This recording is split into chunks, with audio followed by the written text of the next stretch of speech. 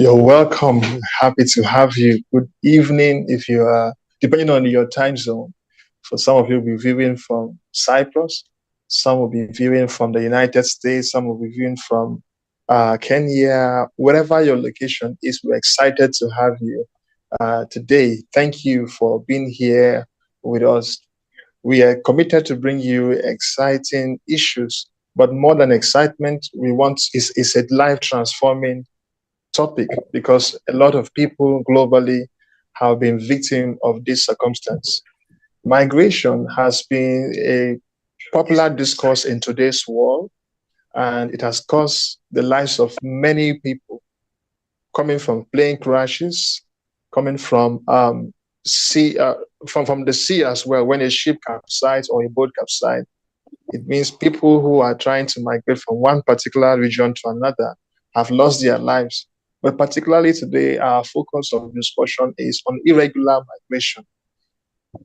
If you look at the countries who are receiving irregular migrants, there are dilemmas in their minds. For example, number one, they may be thinking, is this going to be a pressure on their economic and social well-being as a nation? Or will it be a brain gain for them, receiving persons coming outside of their own country? So there are many of these dilemmas that we need to be able to put in position. So I'm happy once again to welcome you to this wonderful program. Now I want to encourage you to share the link so that somebody else will be viewing as well. I have the awesome delight to moderate today. My name is Gideon Jude. I'm excited to take you through this journey. I'll be introducing our guests one after the other, but I would leave the opening speech to be done by Ambassador Olashubunmi Iginla. All right, so I'm going to be welcoming Ambassador Olashubunmi Iginla. Thank you, Ma. You're welcome. She's actually the Executive Director of Light Up Foundation, and she's the woman behind the CAA mission, which is creating alternatives and awareness on irregular migration. So welcome, Ma. We're happy to have you. Thank you very much, Jude, for the privilege to be here. I'm always happy to be in the midst of our team. Thank you. I don't know what to say, but let me go with all the protocols now so that we are able to reference and honor those who have decided to come together with us to make a change to our ever-changing world. I would first start by extending my greetings to His Excellency, President Asin Tata of the Turkish Republic of Northern Cyprus, and Tiawa, as popularly known, Awa Taylor Kamara Diallo, the Chief Civil Society Unit, United Nations Department for Global Communications. Awa, you're welcome, and it's nice to see you here again. Dr. Grace Caballo. Dr. Grace Caballo is the Secretary General for the Pan-African Women's Organization, and she's also a senior special advisor to the President of Uganda. All CAA mission team members who have worked tirelessly to make this happen today again. Distinguished ladies and gentlemen, all other protocols duly and accurately observed. I wish to say good day to you all because, of course, we know some people are in the morning and afternoon, night, respectively, from place to place. The significance of the 2024 United Nations Civil Society Conference, Nairobi, is that it is the very first of its kind in Africa, and its character has to reflect on Africa forthwith. As a co-chair of the subcommittee on outreach for the United Nations Conference, Nairobi, we are all out to make sure that we reach the world with this global event. The Summit of the Future is coming up from September 22nd to 24th, 2024 at the United Nations headquarters, of course, in New York, USA. And the 2024 UN Civil Society Conference Nairobi is in support of the Summit of the Future. And that takes place from the 9th to the 10th of May. This is what we all are preparing for now. And I'm sure that we are all ready. This particular conference is actively engaged to prepare for the high-level meetings for the Summit of the Future and other UN meetings that will be holding subsequently after. This notable global event are some of the opportunities we have ahead of us that we can use to properly address the issues of irregular migration in Africa. The Light Up CAA mission is a campaign tool to create awareness and provide alternatives in selected African countries whose youth are most susceptible to irregular migration. We are all on a mission to combat irregular migration by addressing its root cause. And the essence of the CAA mission is to use the indigenous approach to tackle the indigenous problem of irregular migration of our African youths. At our proposed 2024 UNCSC side event in Kenya, our team, led by a consultant, Tahiru Lukman, will be presenting a full report of a detailed research work on irregular migration.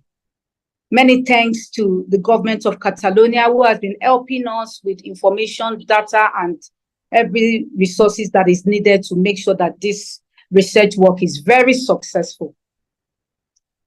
And this research work will assist our work in this particular field of irregular migration and how best we can resolve this alarming menace.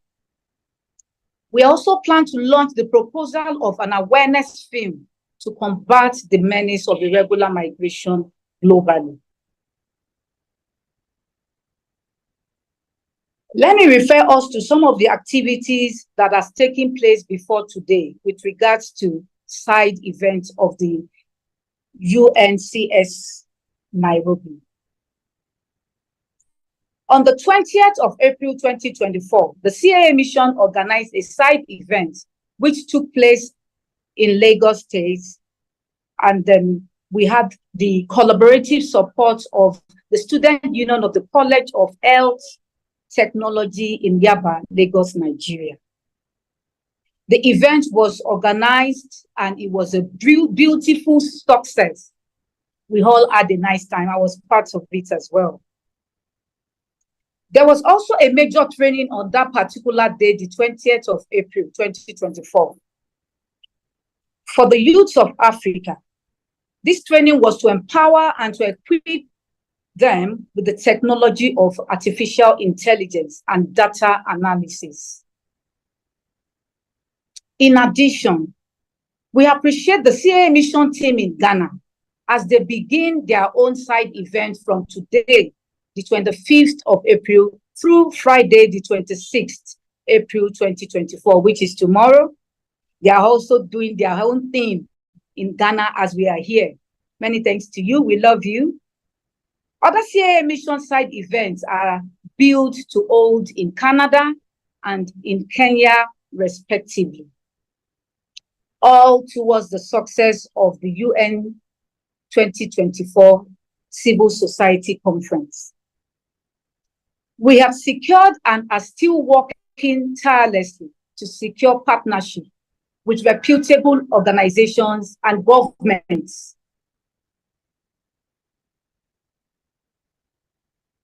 I'm sorry for that noise. I'm actually in Uganda and I have no control over my hotel room. Please bear with me.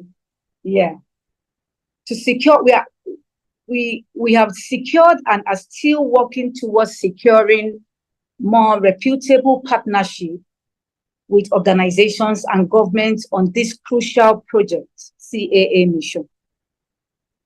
Our major partners as of today, are the Global NGO Executive Committee, GNEC, who has been very, very hardworking. And in all honesty, I must tell you, GNEC is like the breath of UNDGC. You can say, someone there can say that again, because we are the ones who help with the organizations that work with the UNDGC. We help to coordinate the activities. We help to ensure that they know what how they can benefit from the UN and how the UN can benefit from them. So we are like a liaison between the UN and the global NGOs associated with the UNDGC.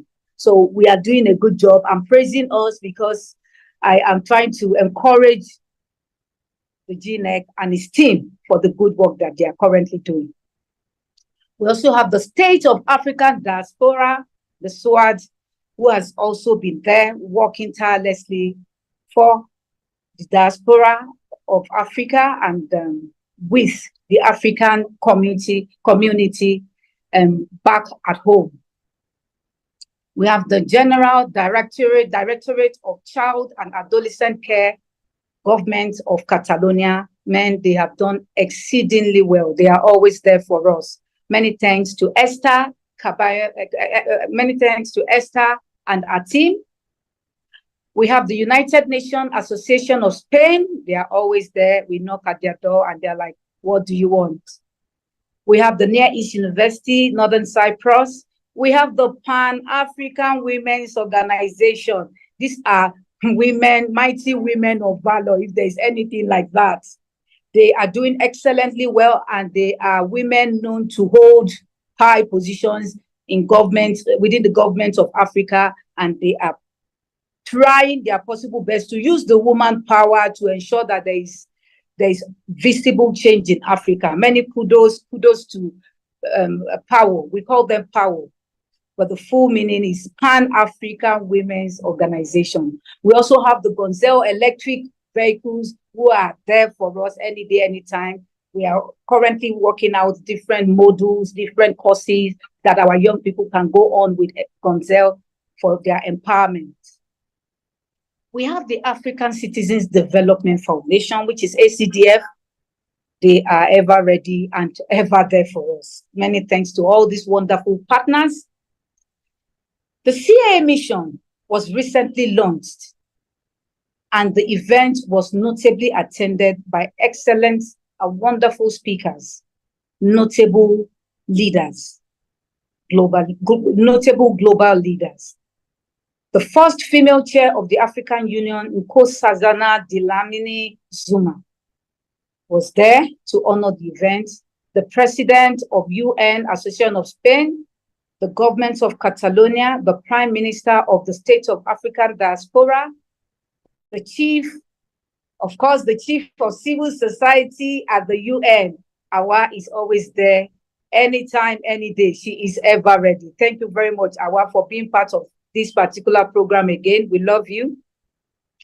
And of course, Awa today is our guest speaker, and a world-renowned Nigerian clergyman was also part of the show, and that is in person of Bishop David Oyedepo, just to mention a few.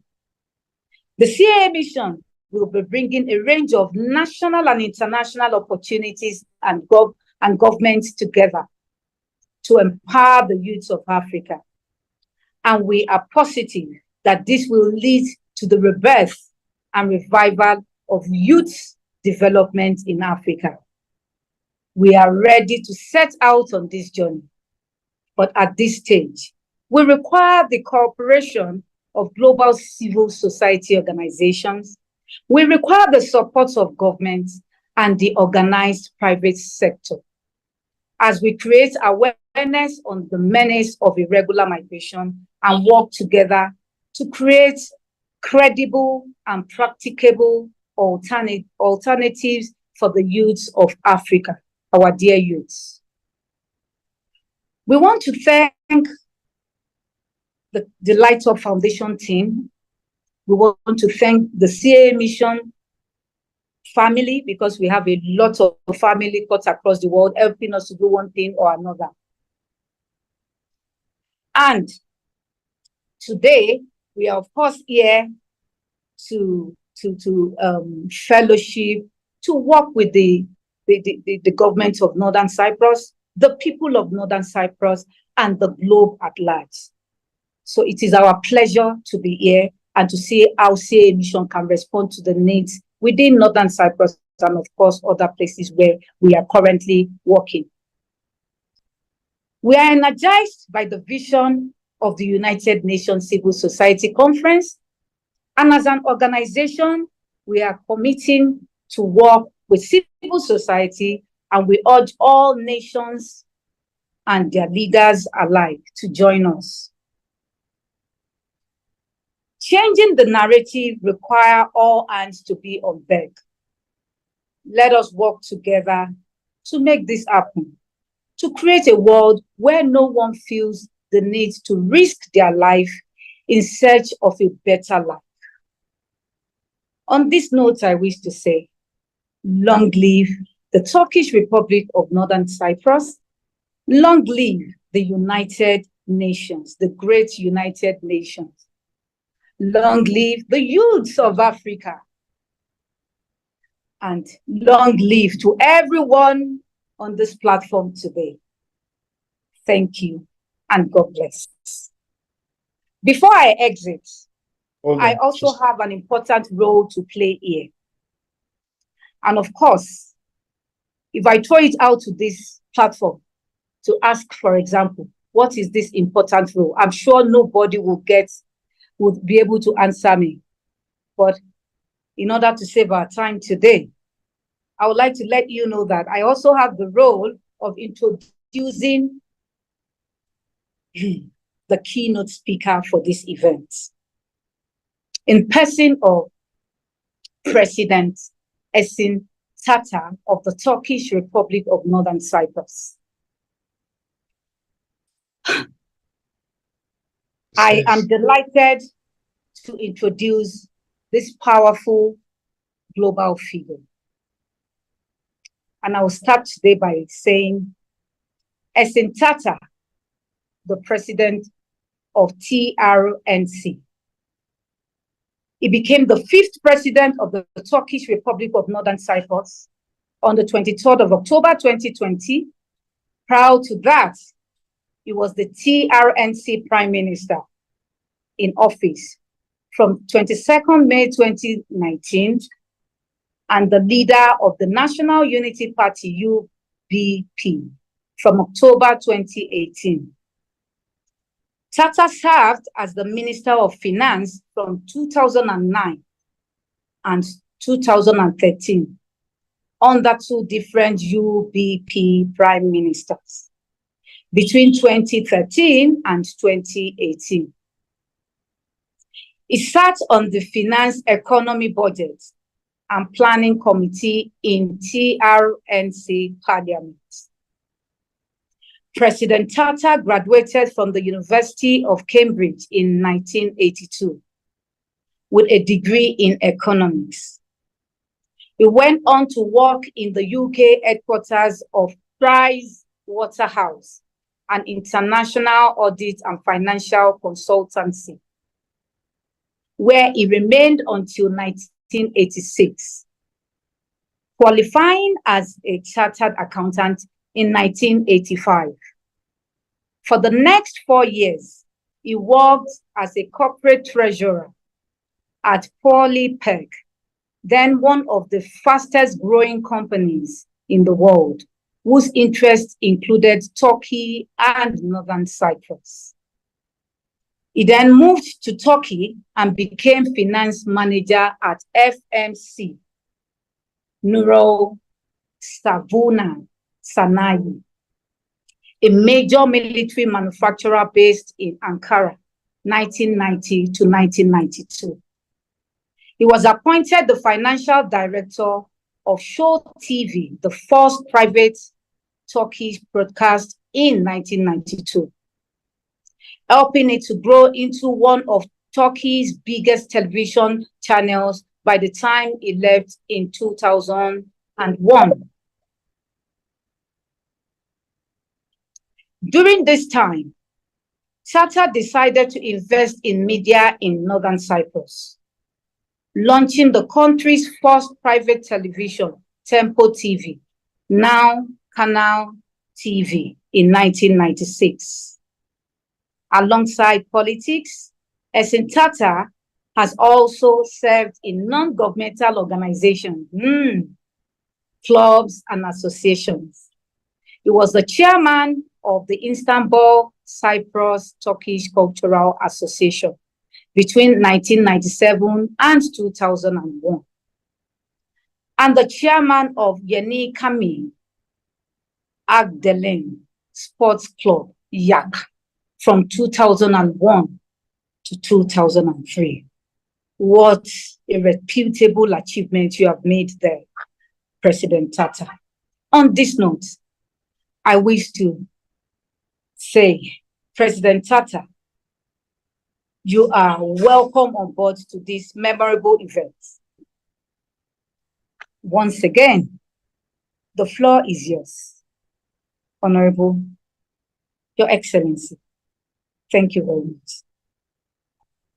Ladies and gentlemen, I am delighted to stand to address to you at the Creating Awareness and Alternative Mission Conference in Nairobi, Kenya, on the dangers of irregular migration as the President of the Turkish Republic of Northern Cyprus. The region that the TRNC is located at the heart of the Mediterranean Sea has experienced firsthand the challenges and complexities of irregular migration. I am here to share our experiences, concerns, and commitment to finding sustainable solutions to this global issue.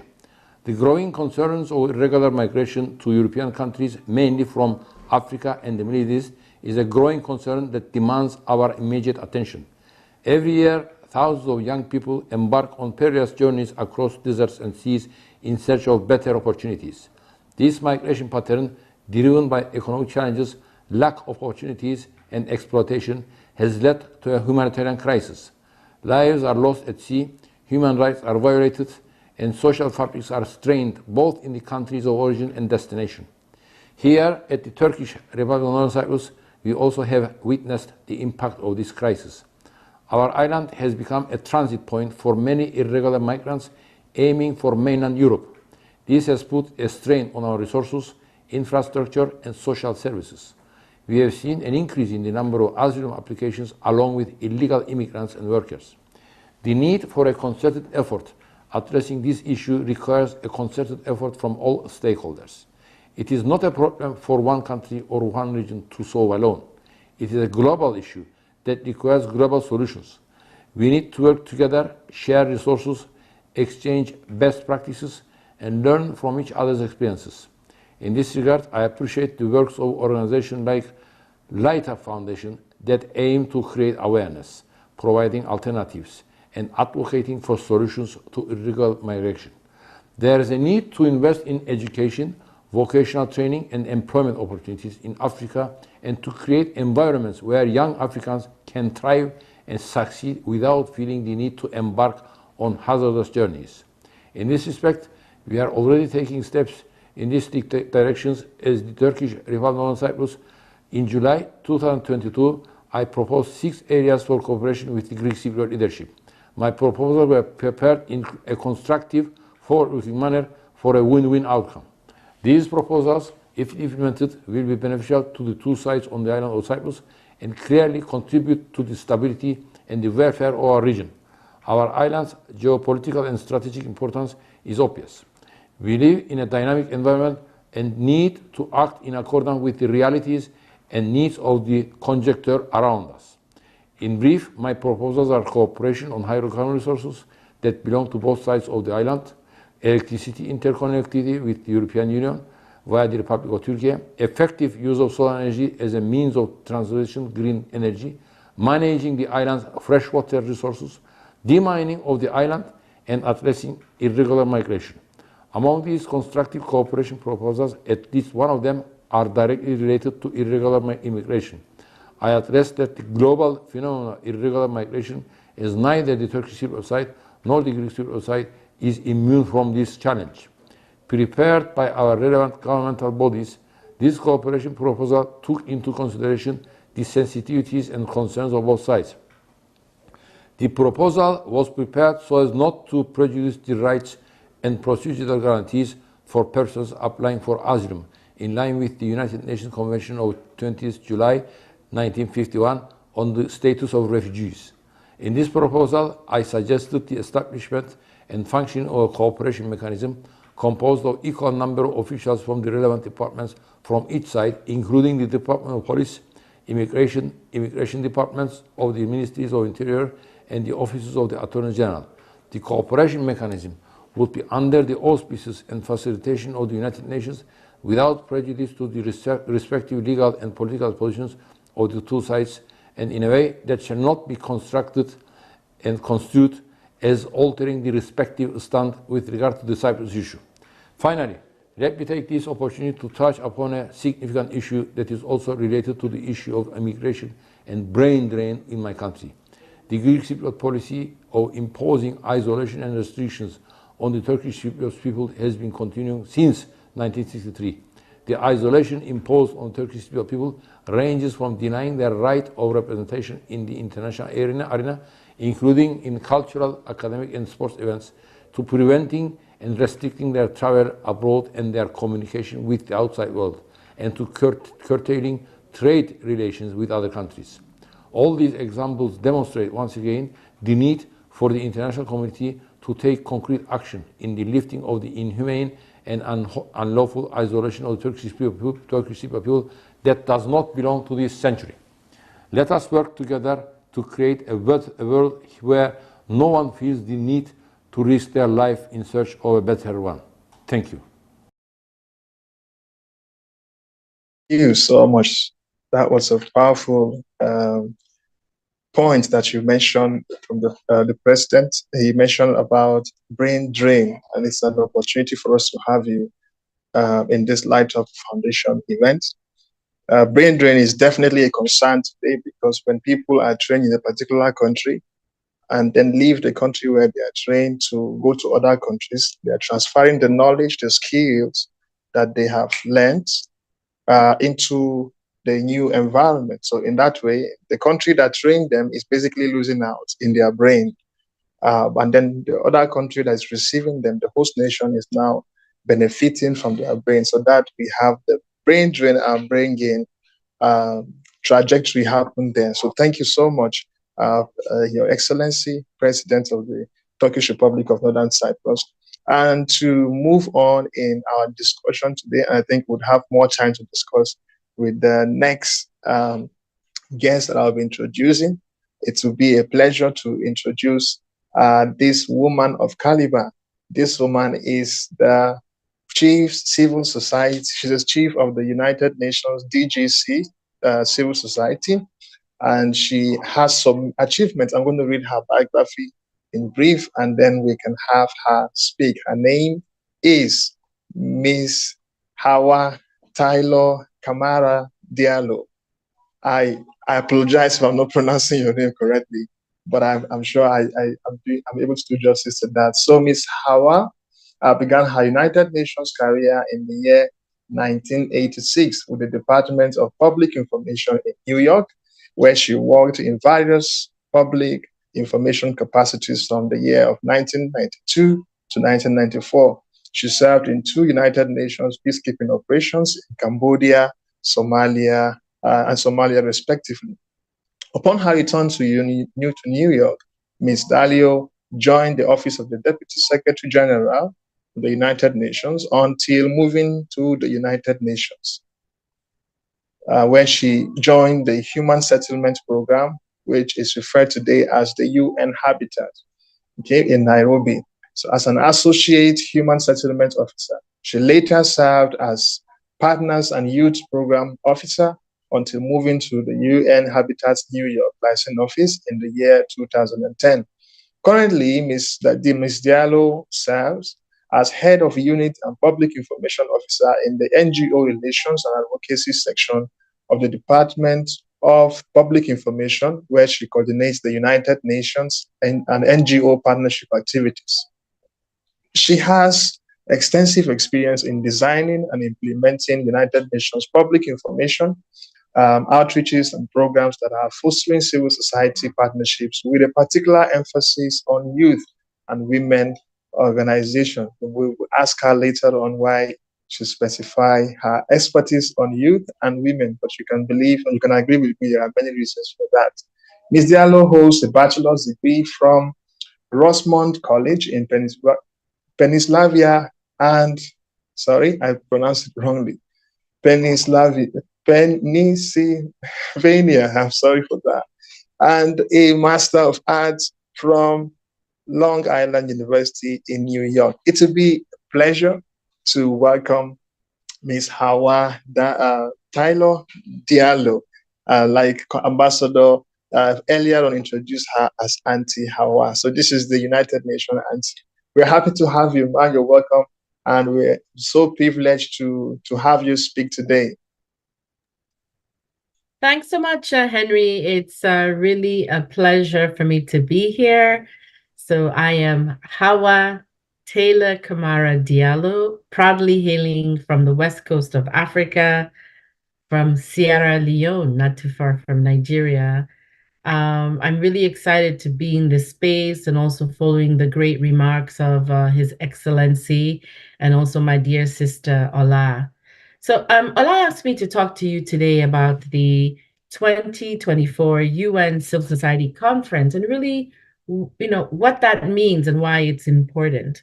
So as mentioned, I work in the UN Department of Global Communications in a specific office for civil society.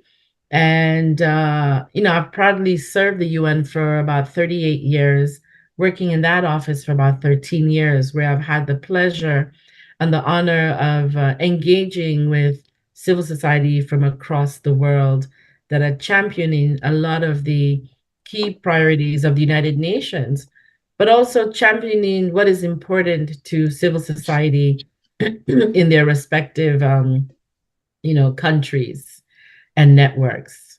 So in saying that, the UN Civil Society Conference really is a great platform to really elevate and to amplify the voices of civil society from different perspectives, different angles, different regions. And this conference has been organized by the Department of Global Communications since 1947. It's a unique platform that not only brings civil society, but other stakeholders together to really focus and share ideas and exchange insights towards really building a collaborative partnerships for a sustainable future. So now we're going to Nairobi, Kenya, and I am super excited, like my sister Ola, because in 68 conferences, this is the first time we're going to Mama Africa. So for me, it is so important, not only in a professional level, but also in a personal capacity. Before that, we've had conferences, of course, in New York, in Bonn, Germany, in Gyeongju, South Korea, which I was fortunate to go to, and also Salt Lake City in the United States. So I mentioned already, this conference has a really wide target of civil society and also focusing on various themes. Now, the conference for this year is really being put together as a lead up to the Summit of the Future, which is taking place in New York City on the 22nd and 23rd of September. What's important for you to know is this is the Civil Society Conference is a platform for you not to miss. Do not sleep on it, because it is a process and an event that is led and planned, fueled by civil society. The UN Department of Global Communication, we serve as the secretariat, guiding the process. And as Ola said, the conference itself will take place 9 and 10 May. Okay, so maybe you're going to come to Nairobi. Karibuni, we welcome you. But if you can't come to Nairobi, know that there will be lots of opportunities for you to engage in this conference before and this is one of them online. And there's some other sessions that are happening in person, but you also will be able to watch and engage with many of the sessions that will take place on the 9th and the 10th.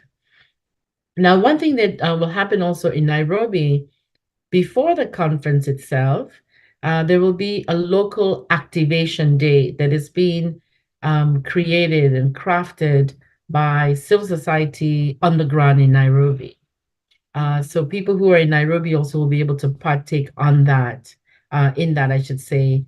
And perhaps some of those sessions also will be online. In addition to the main part of the conference, there'll be so many things happening at the UN complex, which is where we'll be having the conference, as well as around the UN offices. I mentioned that this conference is led and fueled by civil society. So we do have a UN co-chair in the planning process, and that's Mr. Maher Nasser, who is the director of the outreach division in the Department of Global Communications. He's also the Director General or Commissioner for the Expo, which is happening in Japan next year. But the two formidable people who happen to be strong women, who are the civil society co-chairs, are Carol Agengo, who is from Help Age International, and Nudara Youssef from the Simpson Center and the Coalition for the UN We Need. They've really been the backbone and the cornerstone of planning and conceptualizing the themes, all the different parts of the conference in terms of a program.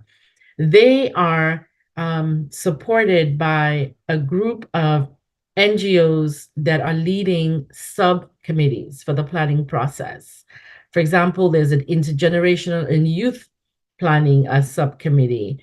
Also, by the way, headed by 4 strong women, Sami,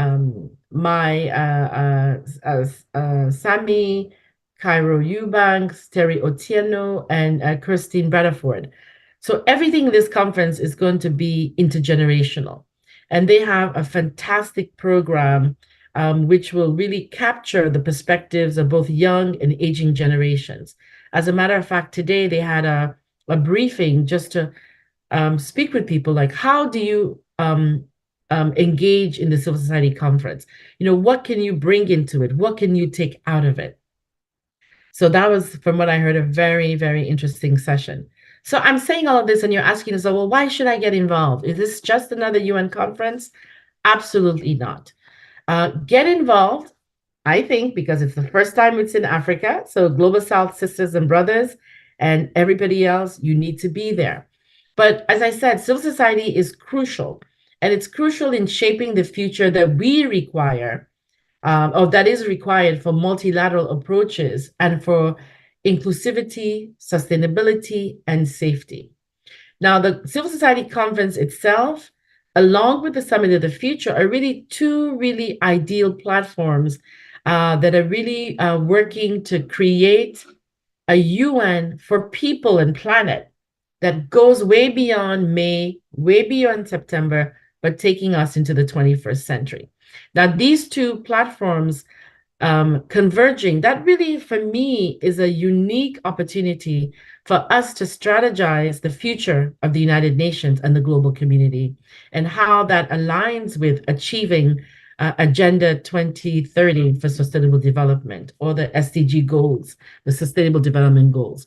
And again, I want to reiterate, civil society's involvement is essential in generating solutions across all sectors, bringing in collaboration and promoting inclusive multilateralism.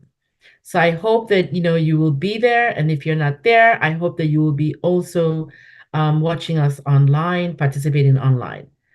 Now, we are so excited about this conference, and so are many other people. So over 4,000 people have registered for the conference.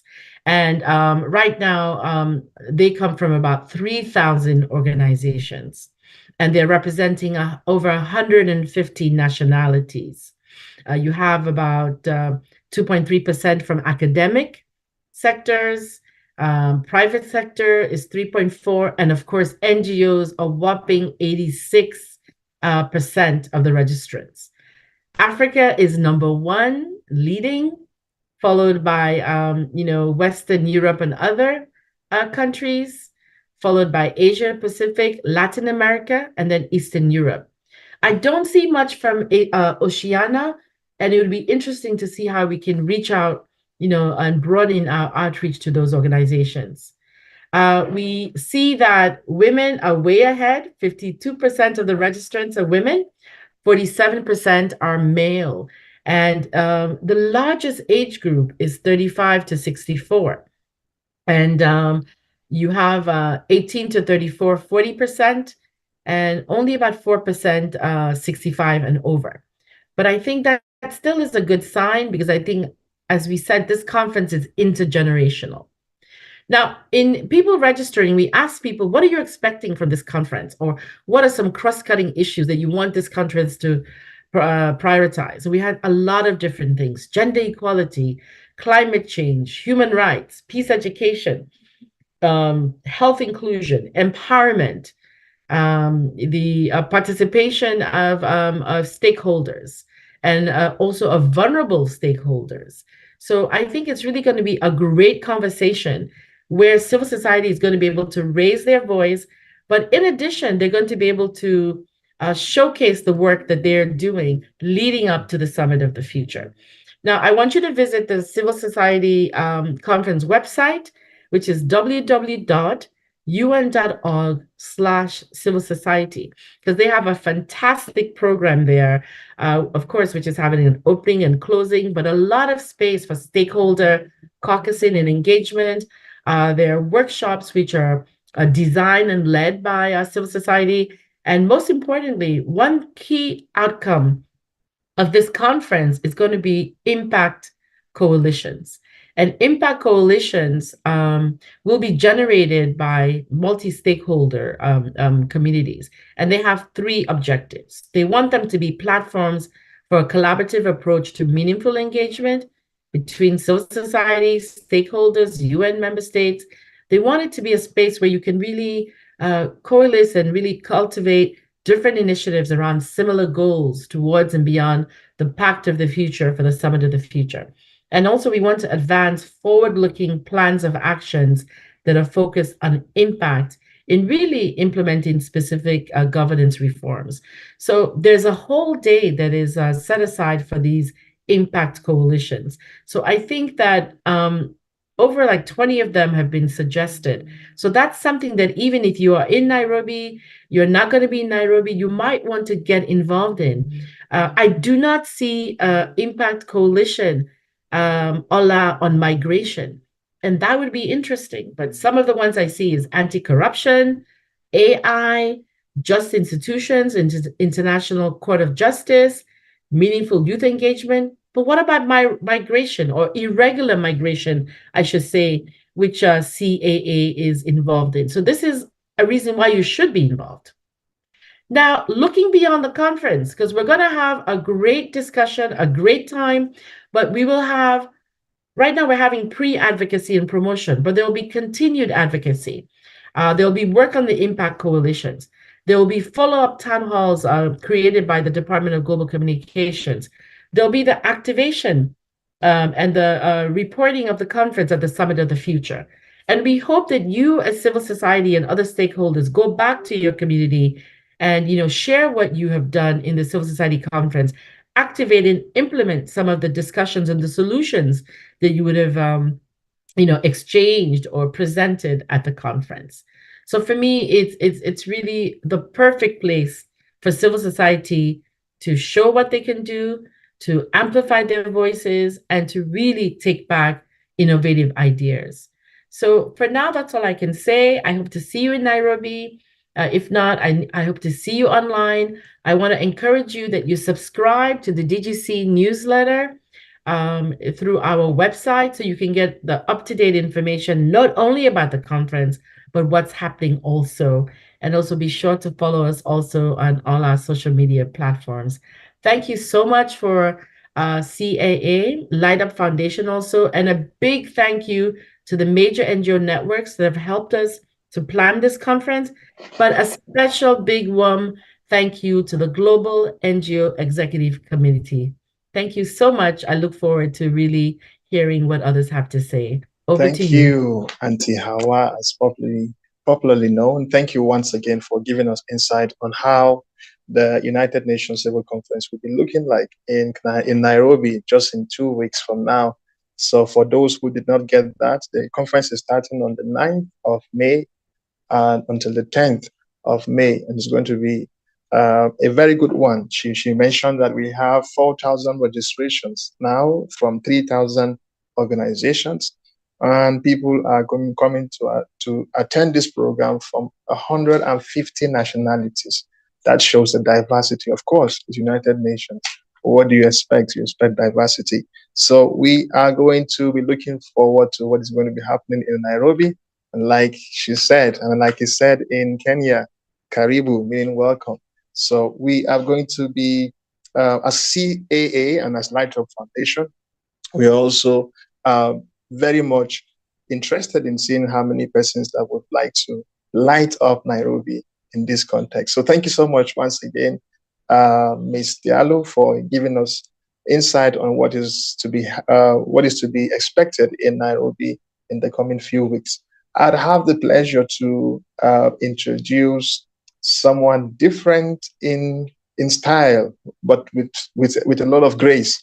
And we will be introducing a global action mosaic that will be handled by Hind Al-Hinawi, right? Al-Hinawi will be giving us an introduction of the global action mosaic on behalf of the Outreach Subcommittee of the 2024 UN Civil Society Conference in Nairobi.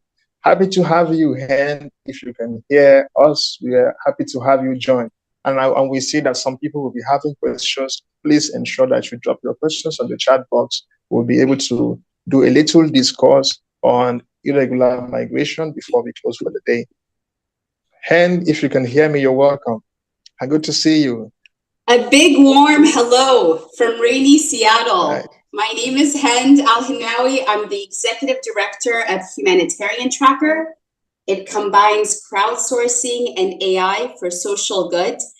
The whole organization was created with civil society in mind. As a young woman in my career, I started off with the UN working in the field in the Middle East and Africa, and I was blown away by all the amazing things people were doing on the ground. And years later, I started Humanitarian Tracker as a way to get those otherwise marginalized voices from the ground into decision-making tables. And we've had the fortune of working in development, relief and development, resource mobilization, conflict zones. Our data has been shared and used by government agencies. It was used by UN agencies to identify hotspots, relief and development hotspots, by the media to report on what was happening, by civil society in their own respective countries to see what was happening to and around them. And in 2016, we were recognized as a top 10 global innovation that could be applied to the Sustainable Development Goals. We were showcased at the UN. And then there, I also met amazing people that were doing great things in their own respective communities that will advance the SDGs. And that's how the Global Action Mosaic was born. So what we're doing is crowdsourcing what people around the world are doing to make the SDGs our reality. I want to thank Auntie Hawa, and I want to thank Ola and your Turkish Excellency for all the introductions that got us here. Brain drain is a real thing. My parents were part of it as Syrian immigrants to the United States.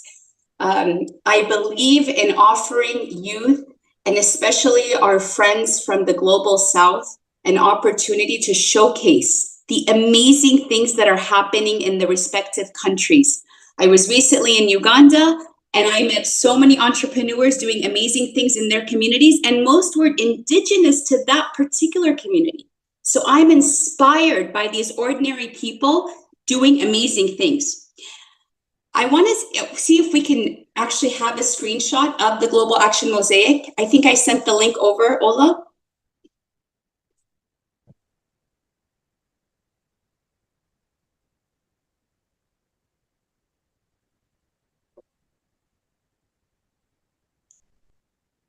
So if you go to globalactionmosaic.org, you will see a map of a world map, and you'll have dots of different projects. So I invite all of you here today to map what you're doing. If you click on add projects, then you will have a tab. Actually, we created a specific tab for the Civil Society Conference.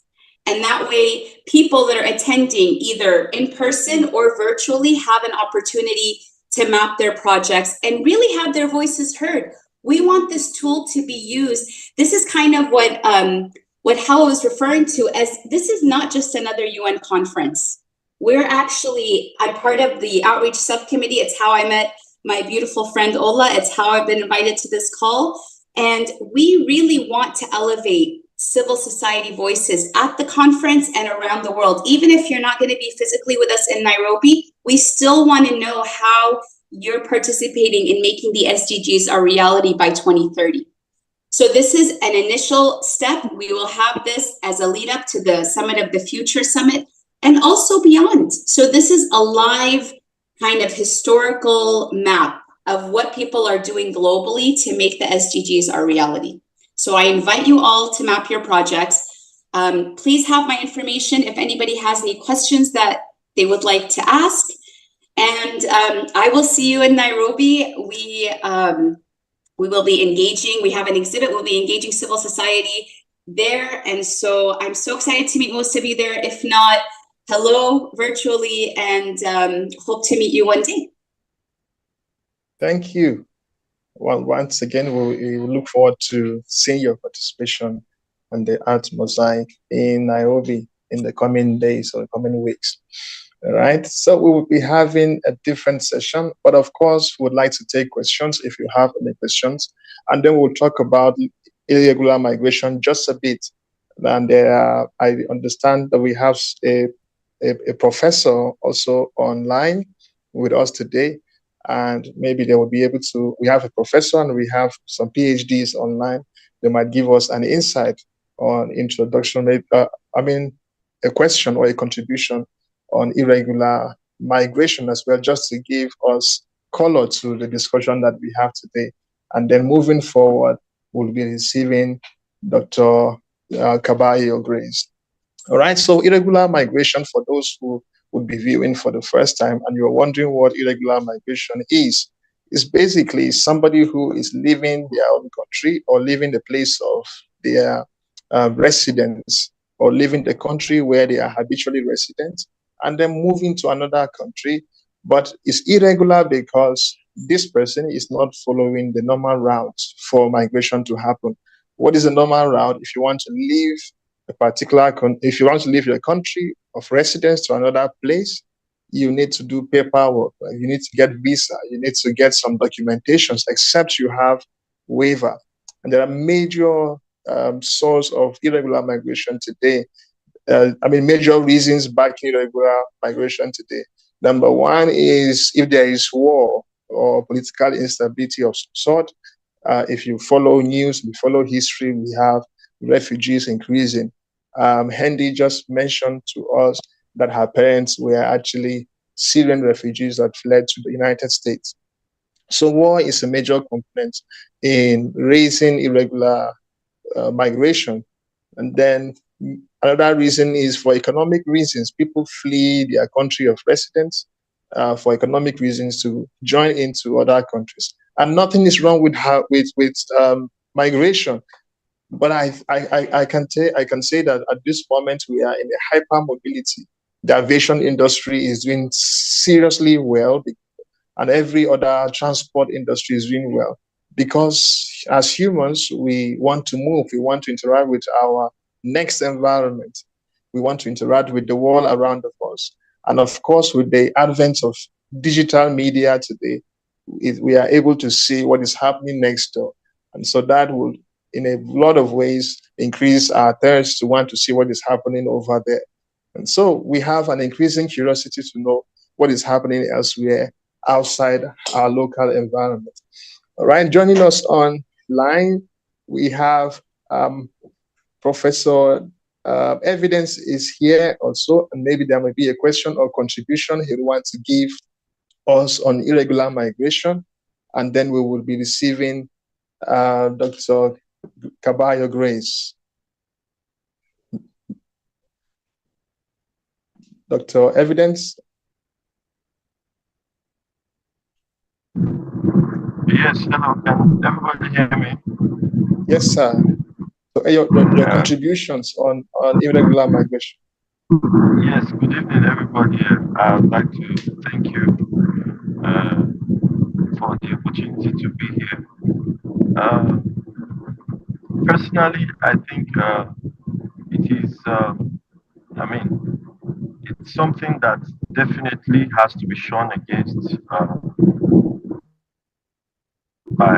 it's something that is shown against by countries, and I don't think any country should smile at irregular migration, no matter what the case is. However, I personally also think that some measures need to be put in place that can encourage regular migration. Apart from, just normal things that needs to be done, some incentives needs to be put in place that would also encourage regular migration, because just as you have said, I don't think any country can do without receiving experts or receiving bigger minds from other countries. I don't think it's possible. Every country, even the big countries like the United States and all that, they work and they are open to regular migration, and they believe in receiving experts from other countries.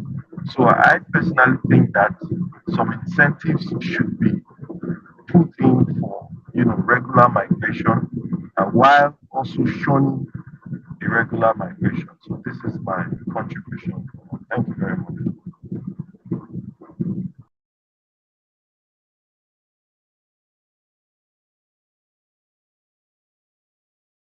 Thank you for your contributions on that, on irregular migrations, but particularly you actually mentioned that we should be able to create alternatives for persons. But for the most part, people leave because of war, and people leave because of other reasons.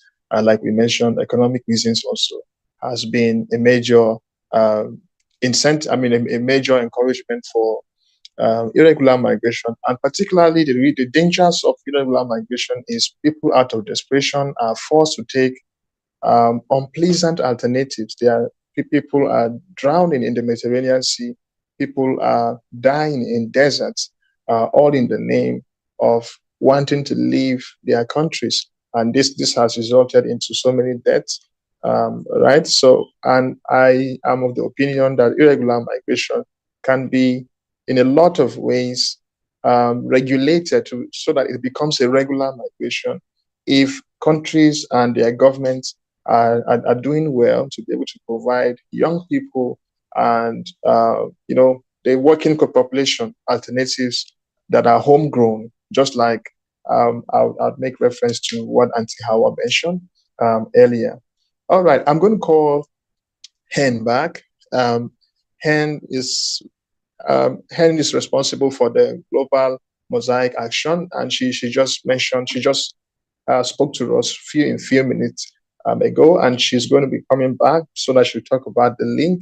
And the link has been posted, the link she was talking about regarding the mosaic. And I'm going to call Hen back to just throw some lights on that. And if you are here, welcome back once again. Thank you. I am here. All right. Good to have you back. So if you guys, there's so many amazing organizations that are working right just on this call. Or if you know of an organization that is doing one of the SDG goals, if they're leading it, if they have a hand in it, they're supporting in it, please encourage them and invite them to be part of the Global Action Mosaic. So if you click on the link that is in the chat, it's globalactionmosaic.org. it takes you, I'll just, I'll show you my screen. I don't know if we can share it on the big screen. Do you think it's possible? Share your screen now? Yes, you hold can. on 1 second. 1 second, actually. While I do this, let me just take this on my computer. Okay. Well, I need 1 minute if you want. If maybe we can open it up to questions while I just get this situated, if that's okay. You should be able to share your screen. And yes, I'm open it 1 up second. to questions. All right, we're going to have some questions. If you have some questions, we can receive them now. If you have a question, please drop the question. But in the meantime, I'm also going to invite one academician as well. A very diligent academician I have an opportunity to work with, to share on migration. And this would be Mr. Godson. If you are there, would like to just get your feedback on irregular migration also. I understand that you have written a publication on migration some time ago. So if you are with us, you'll be able to share your thoughts on migration.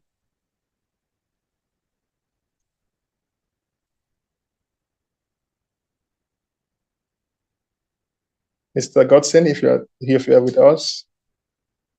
I am with you. All right. Thank you once again for being here. We'll just be happy to receive your thoughts on irregular migration also. If you can paint a picture as to where our world is moving. Well, I would say, I'm currently in Switzerland and kind of migration center, where even just came out of meeting. I've been into several meetings. Sorry, is it okay if I didn't prepare for this, but anyways, so just came out of a meeting and we were talking about migration, both within in several regions, mostly within Europe, and I'm more interested in migration within the region of Africa. And the very interesting thing is what I'm more interested in is even the legal regimes of mobility in Africa. Also looking at it at the institutional level and trying to see basically. So I'm trying to work on the research now as to how basically the African Union agenda and also the other regional, sub-regional agenda on mobility, on handling mobility, the policies, decision making. And one thing I realized is basically when it comes to terming migration and terming it as a crisis, I've realized that I'm really trying to focus on basically the crisis claim of migration, basically we have most of these international organizations or governmental organizations framing the migration as a crisis, giving their crisis narrative, but also wanting to see if this is also a narrative shared by civil societies and also individual other actors within the African sort of spectrum. But I would say to some extent, like I've carried out some research on COVID-19 and migration, and I looked at sub-Saharan Africa, and what I realized is that some countries you have.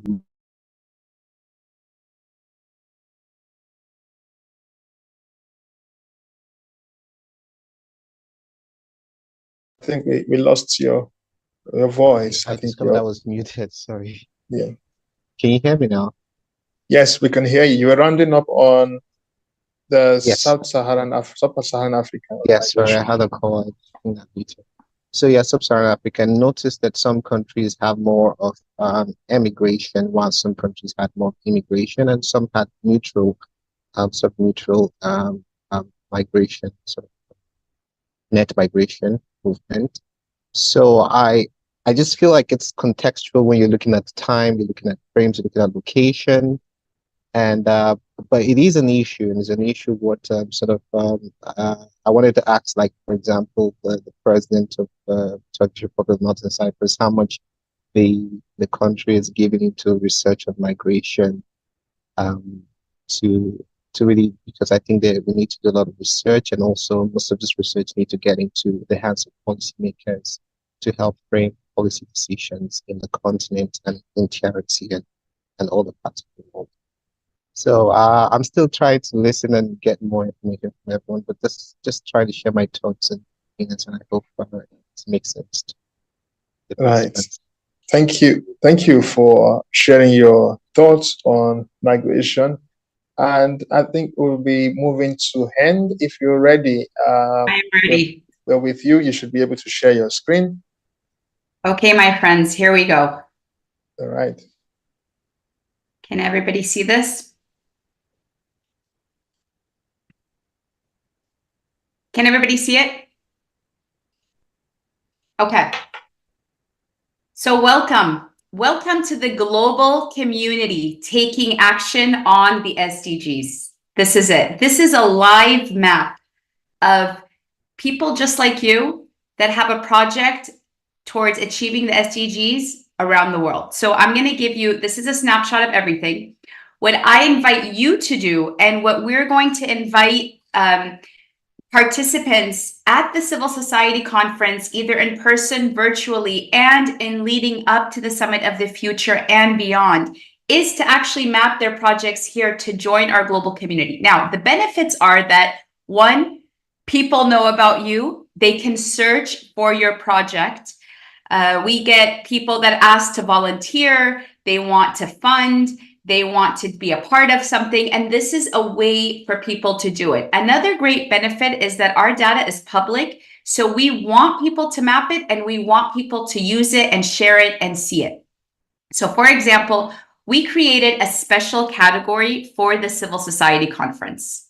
So if you go to globalactionmosaic.org, you will get this map. You click on Add Post, and here you will click UN Civil Society 2024. You fill out some questions. This takes no more than 5 minutes, and you share as much information as you want to be shared. Once you're done, you submit, and then we approve it. It joins our civil society. So, for example, you want to see what's happening. Let's see.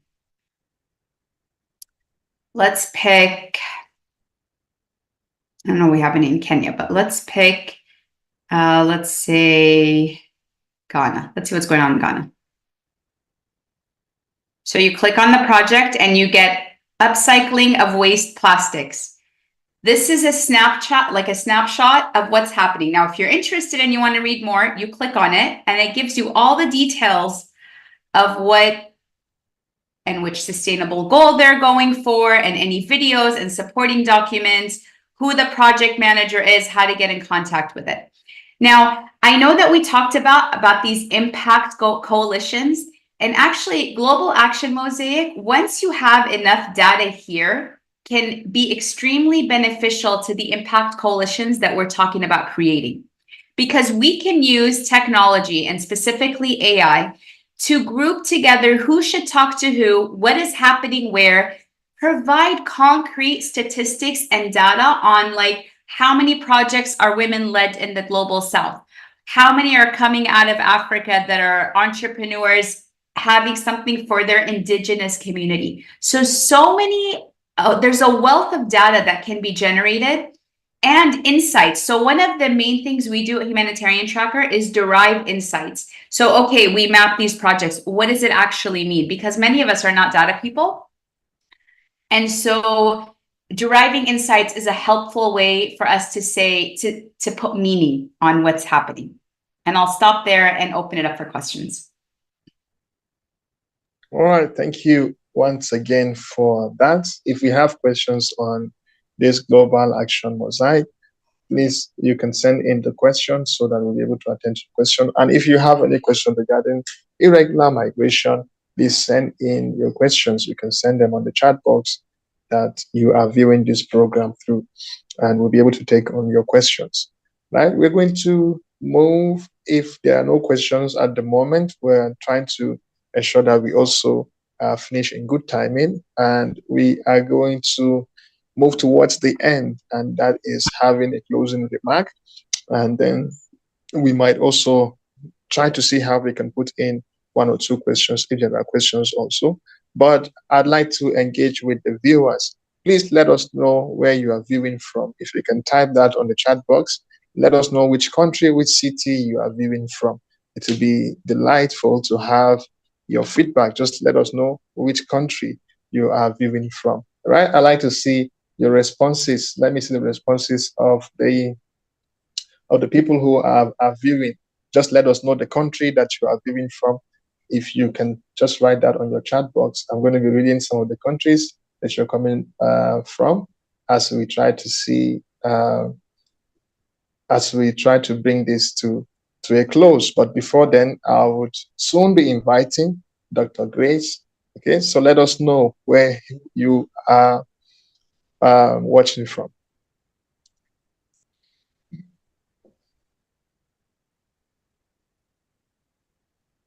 Okay, I see from Cyprus, from Nigeria, from Cyprus, Burkina Faso, from Cyprus, viewing from Cyprus, Cyprus again.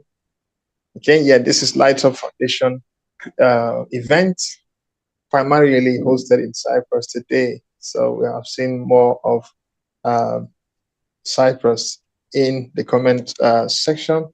But please let us know where you are coming from around the globe. So we're seeing more again about Cyprus. Canada, I have not seen Canada yet. Or Ghana, sorry, Ghana, yes. All right.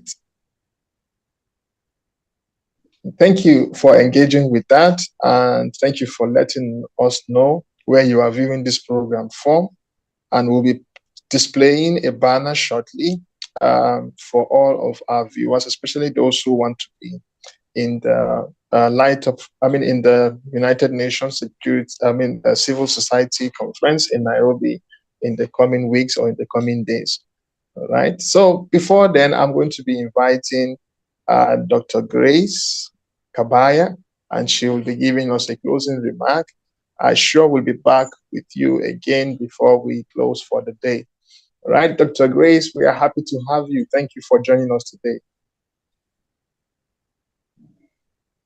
Dr. Grace, if you're with us. You and I'm unmuting and coming on camera. It's yes, very nice. You're looking very good. Thank you so much. We have not introduced Dr. Grace. Dr. Grace is the powerful Secretary General of the Pan-African Women Organization, PAWO, very powerful indeed. And she's also the Senior Special Advisor to the President of Uganda. You can see that she's representing power here, power there. The floor is yours. Thank you. Thank you so much for that. Yeah. Thank you so much. Thank you. Thank you, Gideon. But thank you, Ola, for exaggerating. But most of all, thank you for inviting us here tonight.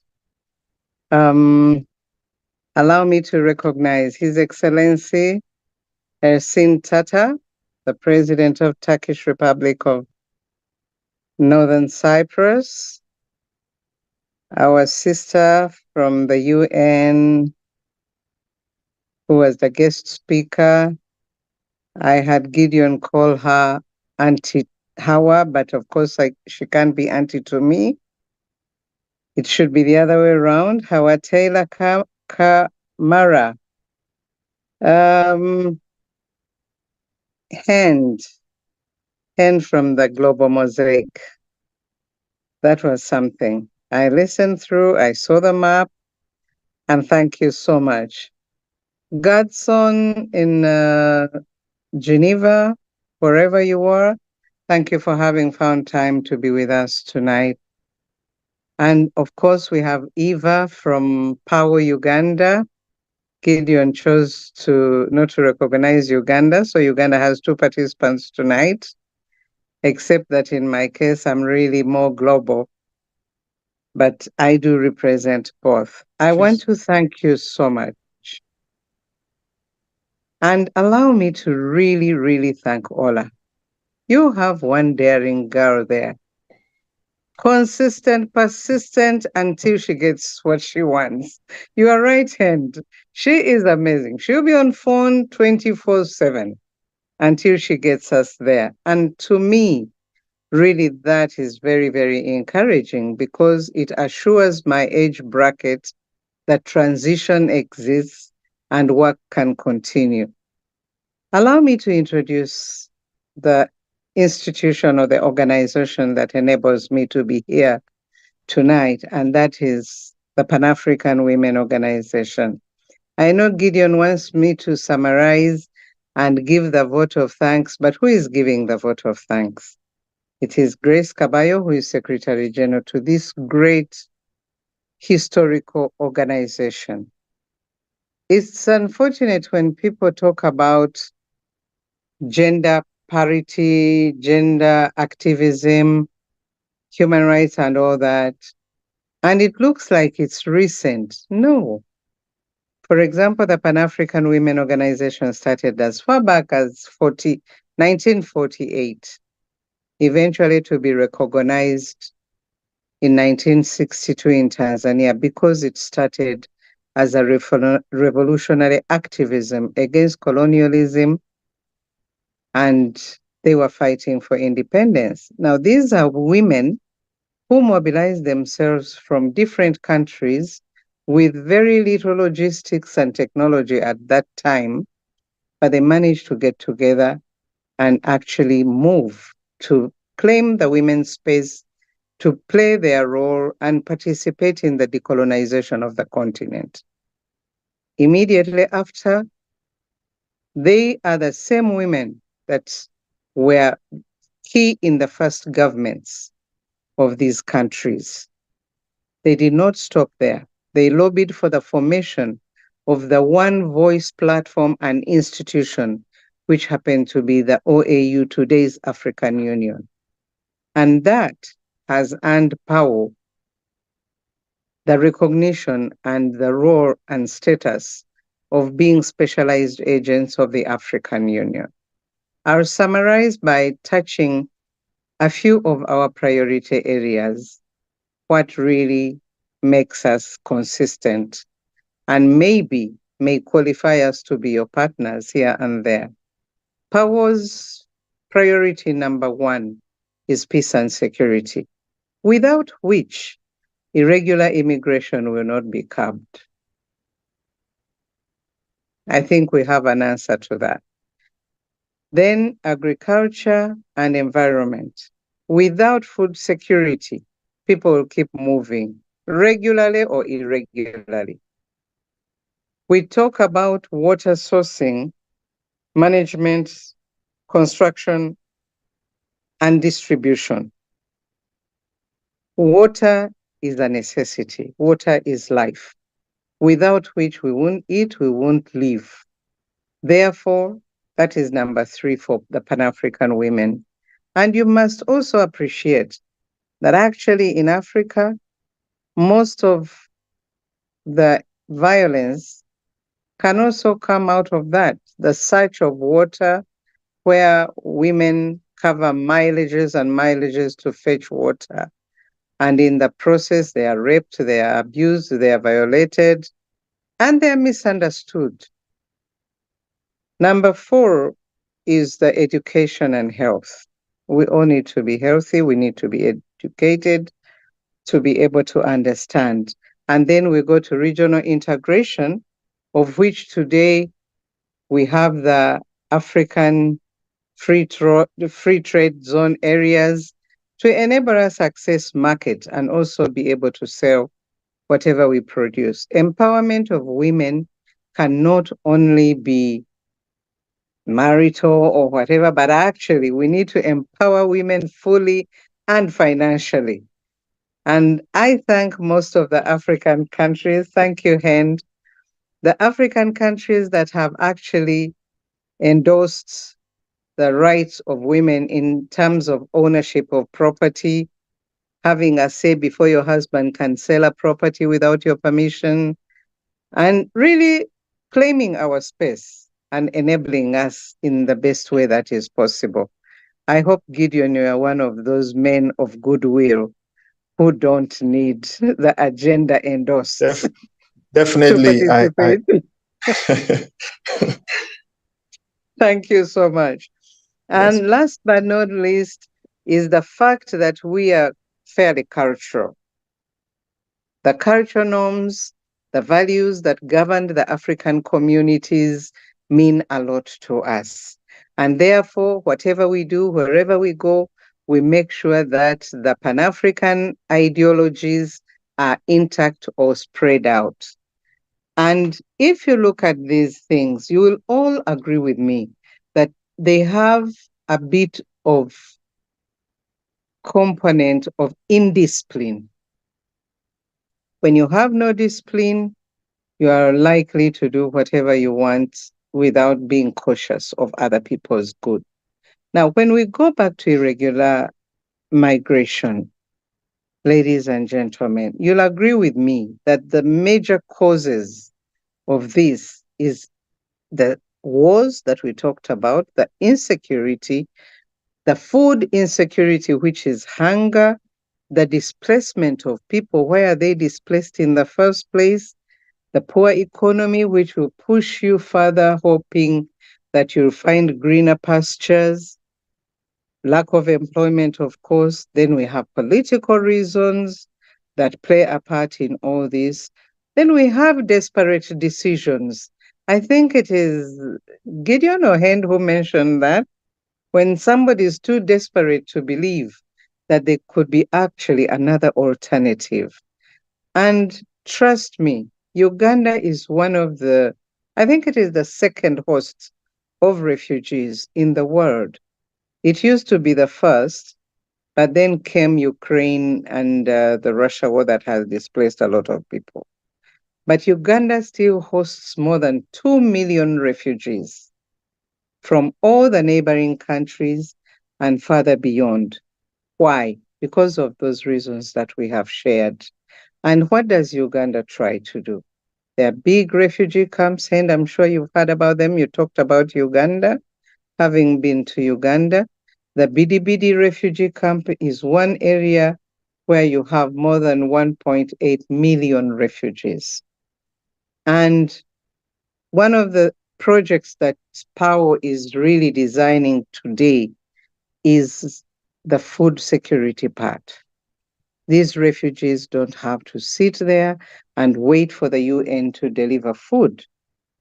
The land is so fertile, Uganda is blessed, and the government is fairly cooperative that they have agreed to partner with us, use the land to till and grow food for these people. It does not only provide food, but it also gives you a sense of satisfaction that you're actually providing and farming for your family. It does not only stop there, but we believe that if it's properly carried out, it can provide an income generating possibilities. So power is larger than myself. My memory can run short and time is against me. I can see Gideon's face, but power is in the 5 regions of the continent, with the West Africa Vice President in Mali and the Executive Secretary in Niger. We have Algeria for the North Africa and Tunisia Executive Secretary. We have Angola for South Africa, for SADC region, and South Africa, the Vice President. We have Cameroon in Central Africa and Chad for the Executive Secretary. As Secretary General, I'm supposed to be based in Pretoria, where the headquarters is. And I forgot to mention the diaspora. We are coming to the diaspora before the end of this year. And it's amazing that when Ola contacted me about this immigration irregularity. I had just come from Dubai, and the only reason was not only the Expo 2020, but the fact that you have a lot of immigrants in that area, illegal, to an extent that while I was there, actually one of them lost his life. He drowned only to find out that he was irregular. So you can imagine what happened. The process of trying to regularize him and exit with the body, it wasn't easy. But as the Pan-African women, we are the mothers of the continent. Given the history behind us, which we are trying to carry forward, if we as mothers don't engage these youths, if we don't help to sensitize them, if we don't help to advocate and lobby for them, then we shall have lost in responsibility. I therefore want to stop there on power, but go back to the thanking. I thank you so, so much. I've mentioned each one of you. And Gideon, thank you for leading us through. Thank you. Ola, we say aluta continua. And the struggle continues because we believe in one struggle, many fronts. So as we go out, I hope that we shall be in Kenya for the conference. And I really believe that we could be partners depended on to go all the way with you. I thank you so much, and allow me to wind up by delivering the message from the president, who is Mama Eunice Ipinge in Namibia, who could not be with us tonight, but she is very much aware of the efforts and the existence of CAA and the lighting up of Africa and the immigrants that is a necessity. Thank you so much, and God bless you all. Thank you so much. It's so good to hear you, Dr. Grace. I'm happy to have you, ma. If we leave Miss Diallo as the aunt of United Nations, maybe you'll be the grand aunt or the grandmother of United Nations. It's such a pleasure to have you, and I took a lot from your statements. And I want to say thank you for the project that you're doing in Africa as well. And it will be a delight to see some young people. I want to also mention to you that there are young people who are listening to this broadcast that would like to join your group, your association. I'm sure there will be an avenue for them to do so in the coming future. So Gideon, maybe just to mention that we are strong partners of the Pan-African Youth Union. We are strong partners of the All Africa Students Union. We have presence in most of the universities and the higher learning institutions, including the skilling program of those who are unable to complete school. But we convince governments to start skilling programs and mobilize other partners to do the same. And Ola, that's for you. Thank you very much, Mama. Gideon, you know, Mama is the leg of African Union, while Awa is the hand of United Nations. Yes. That's a wonderful combination. It's good to have both of you here. Yeah. Thank you. Thank you so much. We're truly covered. Thank you so much. Very quickly, there is I sent a link, I don't know if you have seen it, on becoming a conference champion. And that's so we'll be displaying that link now. Yes. For those who are willing to become conference champion, and this conference is the United Nations Conference in Nairobi. Yes. You'll find the link just on the chat box, and there's a message that has been posted on the chat box in that regard also. You can use the link and send in your nomination. So we are asking for... want to add to that, Ambassador? We're asking for influencers and celebrities to subscribe to this. If you're an influencer, please put down your name, fill the form, and then we will get back to you. Thank you very much. Many thanks to the Outreach Committee of the United Nations Civil Society Conference Nairobi. Yeah. Gideon, the floor is yours. Thank you. We're happy to have you also. And thank you for our viewers, everyone who has joined us. It has been a powerful session. I didn't see earlier, but I just saw that we have people joining from Texas, USA. We have people from Nigeria, Uganda, as Mama Grace mentioned. And thank you for joining wherever that you have joined from here. Indeed, happy to have you. And I'm sure that you've enjoyed this time with us. It has been informative for me, and it has been a very good opportunity to get to hear things happening outside our world, outside our context, especially hearing what the Global Mosaic Action Group hand mentioned. And we've also seen the work that Ms. Diallo is doing. And powerfully, we have power. I like to say power because women are there, so women are very powerful. But it's a power group, the Pan-African Women Organization Power Group that Mommy Grace has spoken about, and they've been doing a powerful work that she reiterated. We want to thank you so much for your time, all the persons who have put in efforts to ensure that this is successful.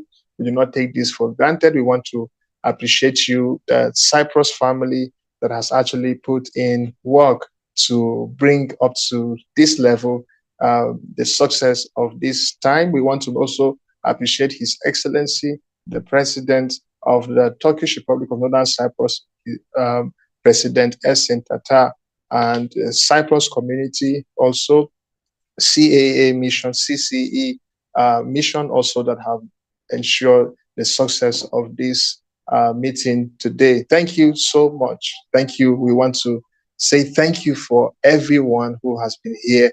If you have questions that have not been answered, please ensure you drop your contact details. We'll be sure to reach out to you to answer your questions. Thank you once again for spending time with us. Allow me to specially thank Ambassador Iginla Olushubimi for this powerful vision to be able to bring light to the world. Light Up Foundation Executive Director, and she's basically the woman behind creating awareness and alternatives on irregular migration. I'm sure you've been able to learn one or two today, and thank you for staying through with us. Until we come your way next time, stay tuned. If you have not liked the page, please ensure you do subscribe, comment, and you can share the content of this conversation today to friends and to everyone in your contacts so that they can be able to go through what has been discussed today. For those who are willing to become conference ambassadors, you can use the link provided. And thank you once again from our side. Have a wonderful evening. If you are in the evening, if you're in the morning, have a wonderful morning. And if you're in the afternoon, have a wonderful day. God bless you and see you soon. Thank you. Thank you. And Thank